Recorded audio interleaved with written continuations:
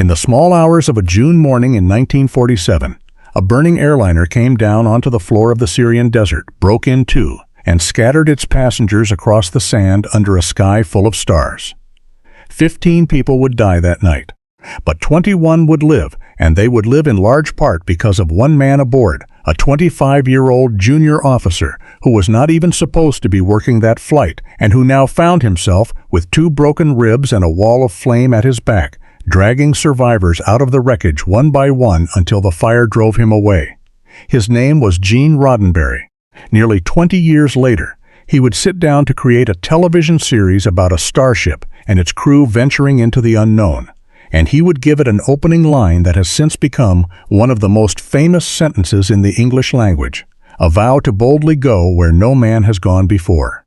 But long before the Enterprise, before Mr. Spock, before any of it, there was a young man in a desert full of fire, learning what it costs to be the one who has to keep everyone else alive. This is the story of Pan Am Flight 121, and of the night that helped forge the man who would give the future its most enduring dream. On the 19th of June, 1947, a Pan American World Airways Lockheed Constellation, one of the most glamorous and advanced airliners in the world, crashed in the desert of eastern Syria after a cascading series of engine failures set it ablaze in the night sky. Of the 36 people aboard, 15 were killed, but 21 survived, and the story of how they survived is, in its way, as remarkable as any tale of disaster in the history of aviation. It is a story about the machinery of flight in its rougher, riskier early years, when 4 great piston engines hammered an aeroplane across oceans and continents, and any one of them could bring the whole enterprise down. It is a story about a chain of decisions, made in good faith, that led step by step toward catastrophe. And it is a story about the extraordinary conduct of the people caught in that catastrophe, above all a young third officer, riding as a passenger with no duties to perform, who would rise, in the worst hours of his life, to become the reason so many others lived to see the morning. That young man's name was Gene Roddenberry, and this desert crash would become one of the defining experiences of a life that would go on to change popular culture forever. To understand Flight 121, you have to picture the world of air travel as it existed in 1947, a world in which crossing the globe by aeroplane was still a rare, expensive, and genuinely adventurous undertaking, and in which one airline, above all others, defined the romance of it. Pan American World Airways, Pan Am, was, in the 1940s, the closest thing the world had to a global flag carrier for the United States, the airline that had pioneered long-distance international air travel and that carried, in its very name and image, the glamour of the age. Its aircraft were called clippers, a name borrowed from the great sailing ships of the previous century. And to fly aboard a Pan Am clipper was to participate in something that still felt like an event. In an era when most people had never set foot on an aeroplane at all, Pan Am was stitching together a network that spanned the planet, and in the summer of 1947, the airline was in the midst of one of its proudest undertakings, the inauguration of scheduled round-the-world service, a continuous chain of flights that would circle the entire globe. The aircraft that made this possible was itself a marvel, the Lockheed L-049 Constellation, one of the most beautiful and capable airliners ever built, with its distinctive triple tail, its graceful curved fuselage shaped like a dolphin, and its 4 powerful piston engines. The Connie was among the fastest and most advanced propeller airliners of its day, capable of carrying passengers in pressurized comfort across distances that had, only a few years earlier, seemed impossible for a commercial flight. It was, in 1947, a genuine leap forward, the cutting edge of a rapidly advancing technology. But it was also, like all the great piston-engined airliners, a machine of enormous mechanical complexity. And its 4 engines were both its strength and its vulnerability. Those engines were magnificent, and they were also temperamental, highly stressed pieces of machinery, and could, when things went wrong, go wrong in dramatic and dangerous ways. The story of Flight 121 is, at its heart, the story of what happened when they did. It is worth dwelling for a moment on just how demanding long-distance flight was in this era, because it frames everything that happened to the eclipse. The great piston engines that powered airliners like the Constellation were, by later standards, astonishingly complex, and astonishingly hard-worked. Each was a bank of many cylinders, a dense thicket of pistons and valves and rocker arms and ignition components, all of it firing thousands of times a minute, all of it running hot and under enormous mechanical stress for hours on end. Compared to the jet engines that would replace them a decade later, engines with far fewer moving parts, capable of running for thousands of hours between overhauls. These piston power plants were maintenance-hungry and comparatively fragile, prone to a wide variety of failures that flight crews of the day simply had to expect and manage as a routine part of the job. An engine problem on a long flight was not an exotic emergency. It was a familiar hazard, and airline pilots were trained to deal with it, most often successfully. This is important context, because it means that when the Eclipse's crew began to face engine trouble that night, they were not confronting something unheard of. They were confronting the characteristic danger of their age, and making the kinds of judgment calls that pilots of that era made all the time, usually without dying for them. The particular constellation that would fly as Flight 121 was named the Clipper Eclipse, registration November Charlie 88845, and crucially, it flew toward its fate already carrying a history of engine trouble. This was not an aeroplane that failed without warning. It had been giving warnings, of a kind, all week. Earlier that same week, on the outbound leg of its long journey, the Eclipse had suffered engine problems serious enough to force it to turn back near Gander, in Newfoundland, delaying its trip by 2 full days. During the ensuing maintenance, a cylinder had been replaced in the number 2 engine, after a failure was found in the top piston ring. That should, in principle, have resolved the matter. But the number 2 engine was not finished, causing concern. Later in the week, while the aircraft was in Rome, the captain and the chief purser were walking beneath the wing when the purser noticed liquid dripping from that same engine. At first glance, it looked like oil, the kind of sight that stops an experienced aviator in his tracks, though it turned out to be hydraulic fluid, and it required the installation of a replacement pump before the aircraft could continue. Twice then, in the space of a single week, the number 2 engine had demanded attention. It had been patched and repaired and returned to service each time. But a pattern was there for anyone who cared to read it. This was an engine that kept giving trouble, and the failure to grapple with that pattern, to ask whether an engine that misbehaved this repeatedly ought to be trusted or replaced outright, would lie at the very heart of the official verdict on why 15 people died.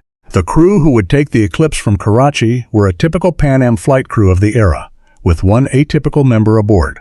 In command was Captain Joseph Hart, 42, an experienced airline pilot. His first officer was Robert McCoy, 25. His radio operator was Nelson Miles, and his chief purser, the senior member of the cabin crew, was Anthony Volpe. And then there was the third officer, Gene Roddenberry, also 25. A young Pan Am pilot who, on this particular flight, had no assigned role to perform at all. He was deadheading, riding along as a member of staff being repositioned, a passenger in all but name, with no duties on the flight deck or in the cabin. He could have spent the entire flight asleep in his seat. Instead, as the long hours over Asia unwound, he would find himself first invited into the cockpit and then, by the sheer momentum of events, pulled to the very center of the unfolding disaster. It is one of the quiet ironies of the story that the man who would do the most to save lives that night was the one man aboard who had boarded with nothing whatsoever to do. The Clipper Eclipse departed Karachi at 37 minutes past 3 in the afternoon on the 18th of June, bound for Istanbul, the first leg of the long journey home to New York. It was expected to be a routine flight of about 10.5 hours, cruising at 18,500 feet for the first several hours. That is exactly what it was.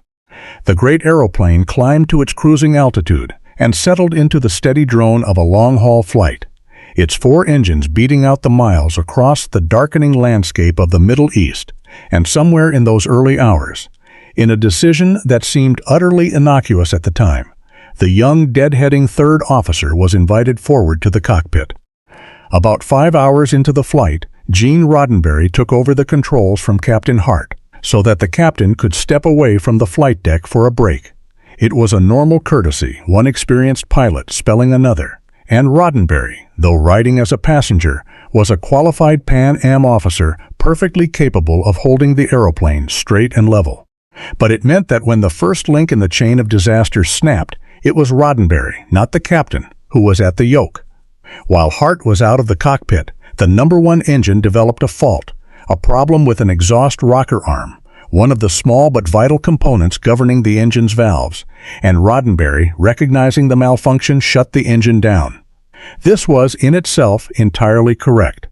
An engine with a mechanical fault is safely shut down, and its propeller feathered, turned edge-on to the airflow to reduce drag, and a Constellation was perfectly capable of flying on its 3 remaining engines.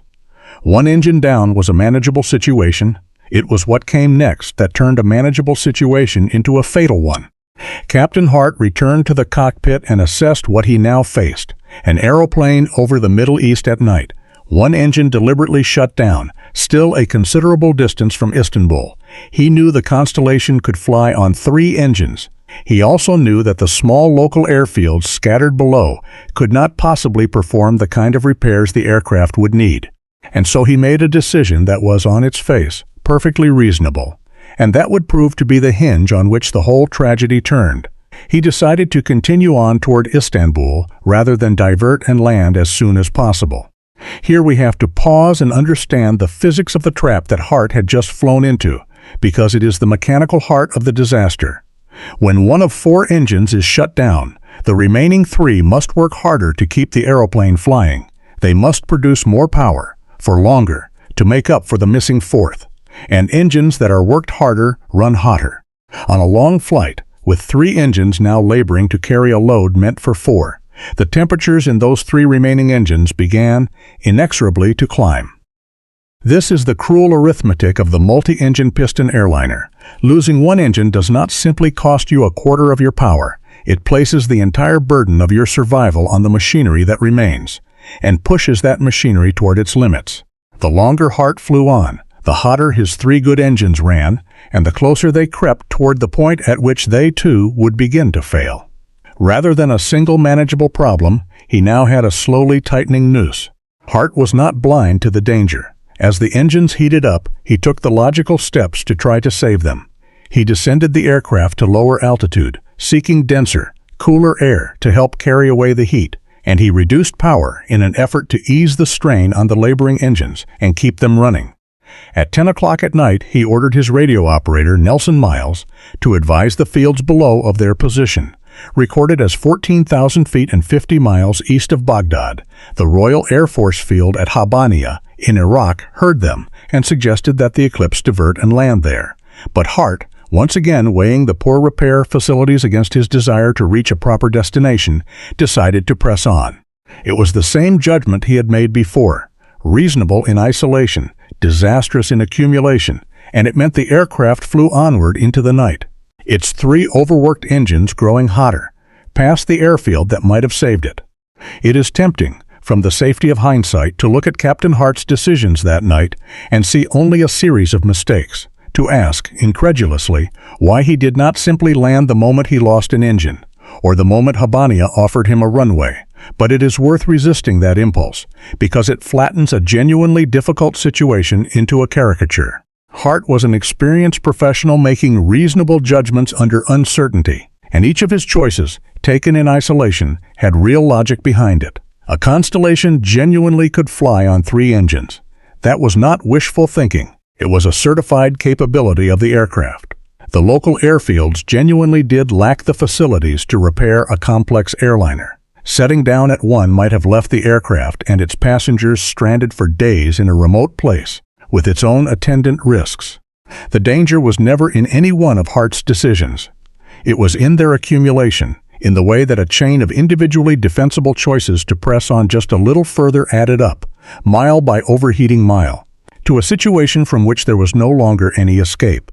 This is one of the most insidious patterns in all of aviation safety, and it recurs across the decades under many names: the slow slide into disaster, in which no single step feels like the fatal one, and the point of no return is crossed without anyone noticing that it has been crossed. Hart did not make one catastrophic decision. He made a series of small, reasonable ones, and their sum was catastrophic. At around 11:30, the trap sprang shut. A cockpit alarm sounded. The number 2 engine, the very engine that had given trouble all week, back at Gander and again in Rome, had caught fire. This was the nightmare scenario of piston-engine aviation, and it now unfolded with terrible speed. The crew triggered the engine's fire suppression system, but the measures failed to extinguish the flames.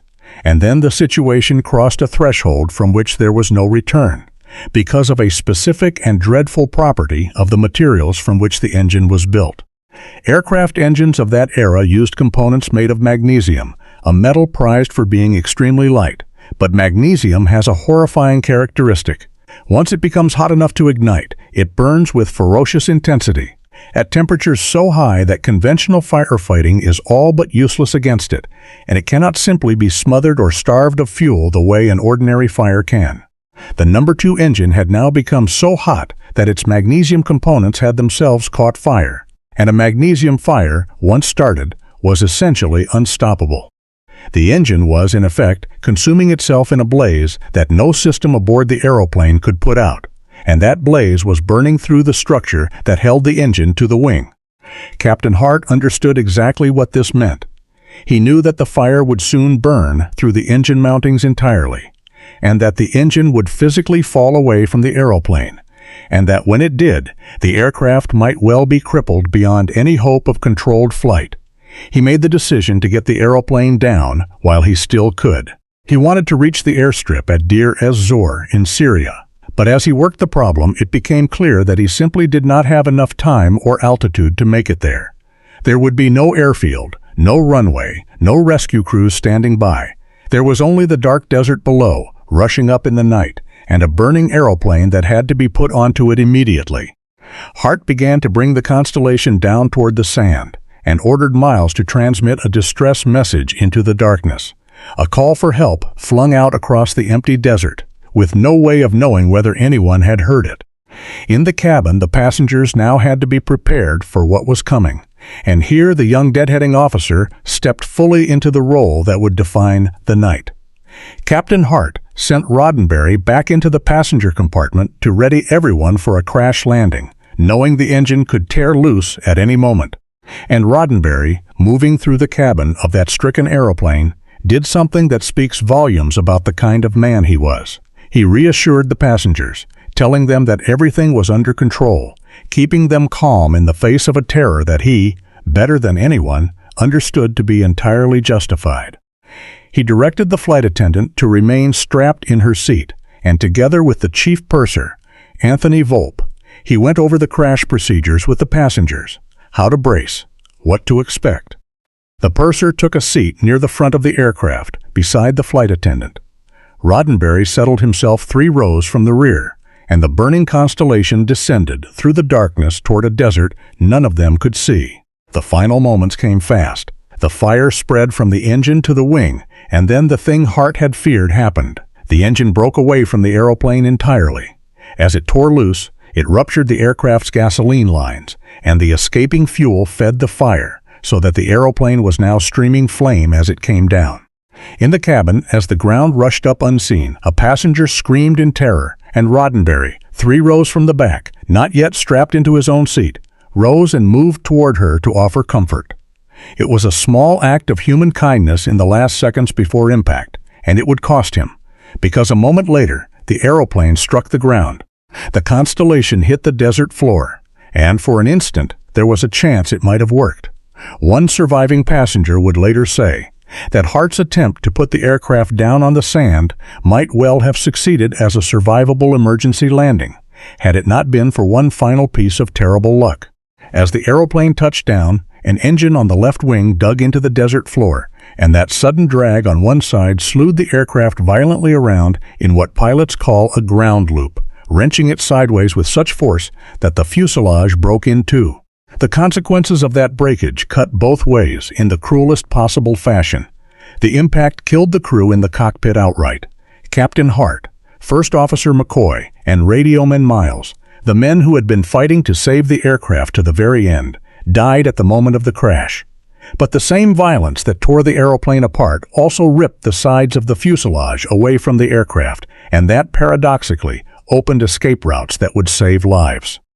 With the sides of the cabin torn open, some of the passengers were able to jump directly out of the burning aeroplane onto the sand, escaping in the first crucial seconds before the fire could reach them. The very forces that destroyed the aircraft had also, in the same instant, cracked it open like an egg and given some of those aboard a way out. Roddenberry himself, unstrapped when the aircraft hit, was thrown hard and suffered 2 broken ribs. But he was alive. And with the cockpit crew dead, he was now the only surviving flight officer aboard, which meant that the fate of everyone who had lived through the impact rested, whether he had asked for it or not, on him. What followed is one of the great acts of individual heroism in the history of civil aviation. Injured, with 2 broken ribs in the dark, in the middle of a desert, with a Constellation burning fiercely beside him, Gene Roddenberry went to work saving lives. He and the 2 other surviving crew members began pulling the injured out of the burning wreckage. Roddenberry would drag survivors clear and hand them off to the uninjured passengers, who carried them further from the flames. Then he would turn and go back for more. At one point, he came upon a passenger whose seatbelt would not release, trapping her in the path of the advancing fire, and he forced the buckle open with his own hands and pulled her to safety. Again and again he went back into that broken, burning aeroplane, searching for anyone still alive, even trying at one point to beat back the flames with a pillow as they spread through the cabin. He kept going until the fire had grown so fierce that no further trips into the wreckage were possible, until the aeroplane itself forbade any more rescues. The last passenger he managed to pull from the flames died in his arms. It is a detail almost too painful to sit with, that a 25-year-old man, with no obligation even to be awake that night, spent the worst hours of his life carrying the dying out of a fire, and held a stranger as they slipped away. 15 people died on the Clipper eclipse that night, 8 passengers and 7 crew, including the entire cockpit crew who perished on impact, but 21 people lived. And while no single person can ever be credited with the survival of everyone who lives through such a catastrophe, there is no question that the calm, courageous, relentless actions of Gene Roddenberry and his fellow surviving crew in those first desperate minutes, reassuring the passengers before the crash, pulling them from the fire after it, meant that many who might otherwise have died instead saw the sun rise over the desert. But surviving the crash was only the beginning of the ordeal. The 21 survivors now found themselves stranded in the Syrian desert, 4 miles from the nearest town, near the Euphrates River, in the pre-dawn darkness, with an unknown number of injured among them, and no certainty that anyone in the outside world even knew where they were. Roddenberry had taken command as the only surviving flight officer, but he did so without knowing whether Miles' distress call had ever been received. For all he knew, no one was coming. So he set about the business of survival with the same methodical calm he had shown throughout. Equipment was salvaged from the burning wreckage before the fire consumed everything, several first aid kits, passengers' coats to ward off the desert night, and an inflatable life raft. First aid was administered to the injured as best it could be, and after the sun rose, the survivors inflated the life raft and propped it up, not to float on any water, but to serve as a crude shelter, a patch of shade against the mounting heat of the desert day. It was resourcefulness born of desperation, a raft meant for the sea, repurposed as a sunshade in one of the driest places on Earth. Then the desert began to produce its inhabitants.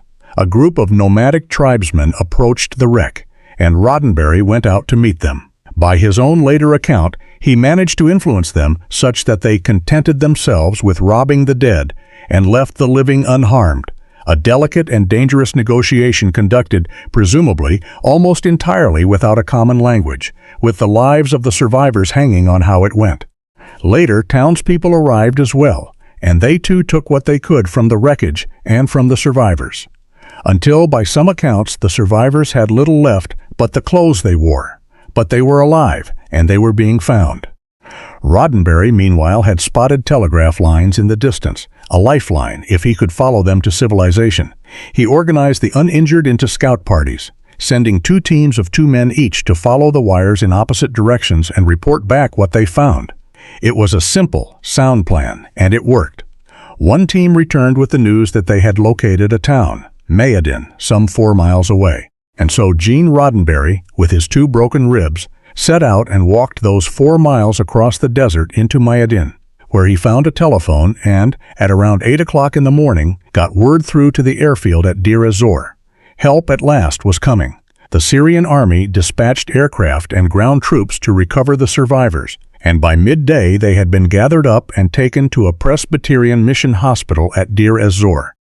The most seriously injured were flown onward to Beirut. Roddenberry and the uninjured were taken to Damascus. The long night in the desert was over. The aftermath unfolded across 2 continents.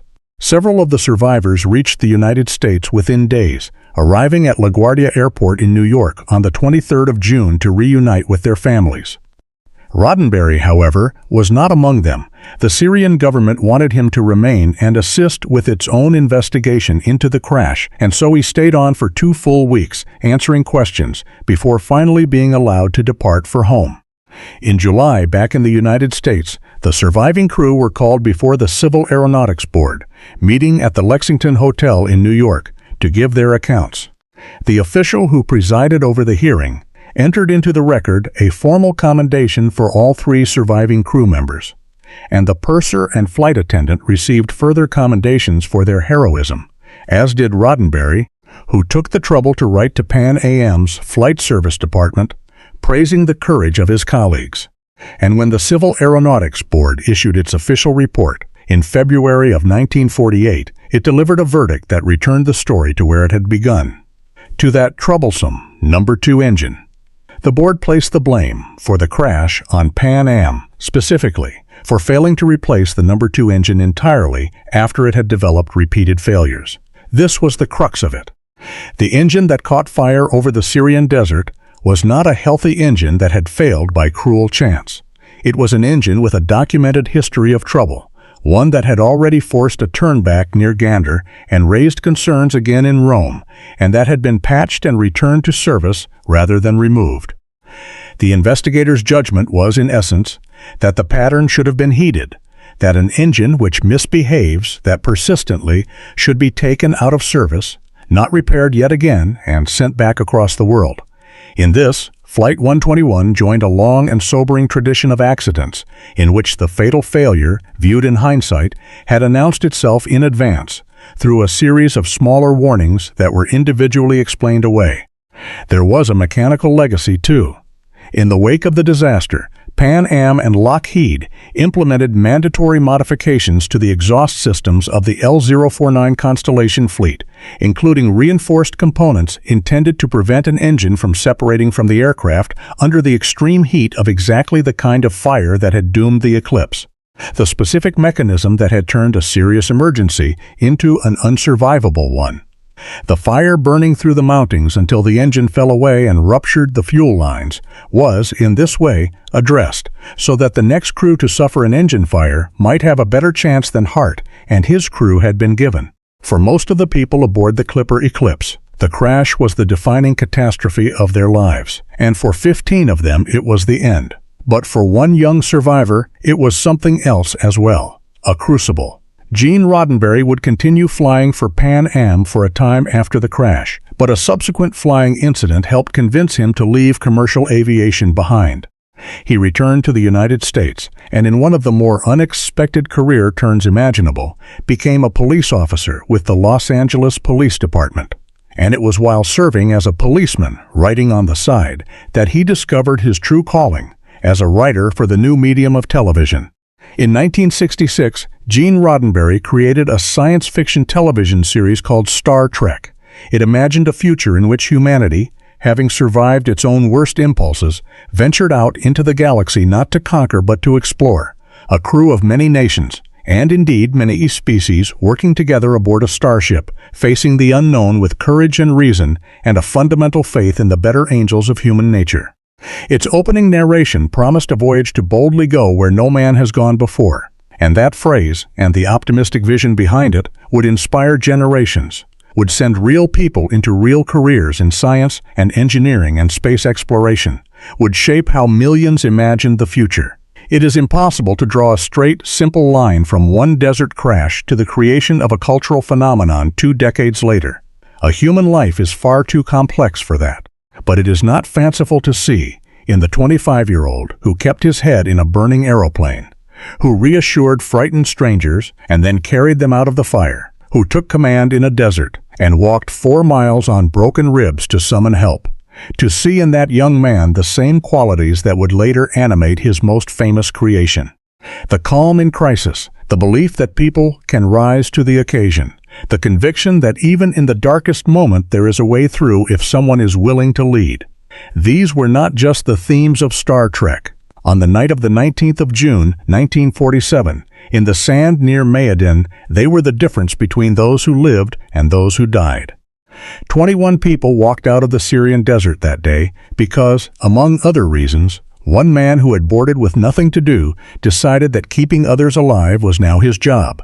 He would spend the rest of his life imagining a future worth surviving for. But first, he had to survive the night and help as many others as he could survive it with him.